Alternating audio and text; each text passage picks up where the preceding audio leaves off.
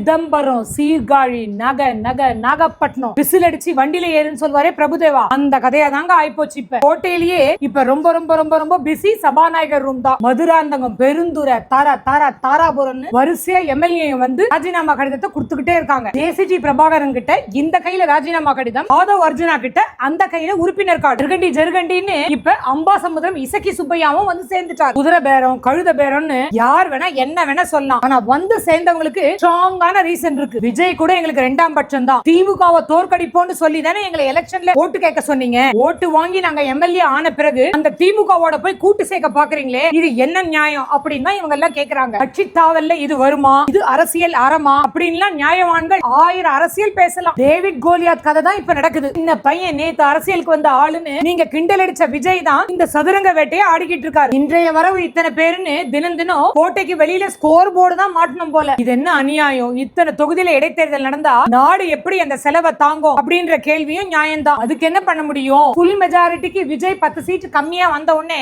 நீங்க எல்லாம் தானே கேலி கிண்டல் பண்ணீங்க. சினிமால நடிச்ச ஜோரோட சவால் விடுறாரு, சீட்ல உட்கார்ந்த உடனே திணற போறாரு அப்படின்னு நீங்க எல்லாம் தானே அண்டர் எஸ்டிமேட் பண்ணீங்க. மெஜாரிட்டி கிடைக்காம விஜய் இப்படி திணறுவாருன்னு தெரிஞ்சா வீட்ல 2 ஓட்டு சேர்த்து போட்டிருப்போமே அப்படின்னு பேசுறது உங்க காதல வேலையா? அம்சமா அமைச்சரவையில உட்கார வச்சு அழகு பார்த்தாலும் ஆதரவு கொடுத்த கட்சிகள் எத்தனை நாள் கூட இருக்கும் அப்படிங்கறதுல விஜய்க்கு கொஞ்சம் நம்பிக்கை இல்ல. மாநில நலனுக்காக டெல்லிக்கு போய் மோடியை பார்த்தாலே அதை வச்சு 1000 கேள்வி கேட்கும் கம்யூனிஸ்ட்.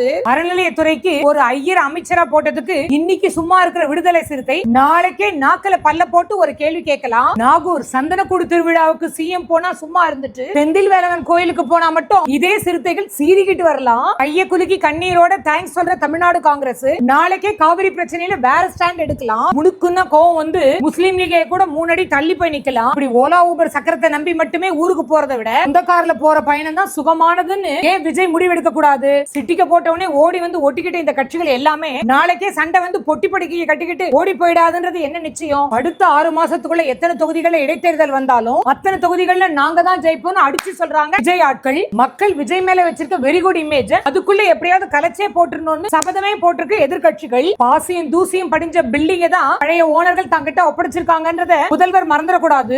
பார்த்து கால வைக்கணும், பக்குவமா மூச்சை இழுக்கணும். ஒரு பக்கம் சாணக்கியன் மாதிரி அரசியல் பண்ணிக்கிட்டே இன்னொரு பக்கம் சந்திரகுப்தன் மாதிரி கத்தி சுத்தணும். பயிர்கடன்ல ஆரம்பிச்சு மத்த பல விஷயங்களுக்கும் திமுகவும் அதிமுகவும் ஜெராக்ஸ் மாதிரி ஒரே அறிக்கையை விடுறாங்க அப்படிங்கறத பார்த்திருப்பாரு விஜய். ஒர்த்தான கேள்விக்கு மட்டும் பதில் சொல்லணும். வீணா உசுப்பேத்துற கேள்வியை புறந்தள்ளணும். வாய கிளவி வார்த்தையை புடுங்கி அதை வச்சு அரசியல் பண்றதுல அசகாய சூரங்க நம்ம ஆளுங்க. அதனால முதல்வர் விஜய் இப்ப கையில் எடுக்க வேண்டிய ஃபார்முலா எல்லாம் அமைதி அமைதி அமைதியோ அமைதி, ஆக்ஷன் ஆக்ஷன் ஆக்ஷனோ ஆக்ஷன்.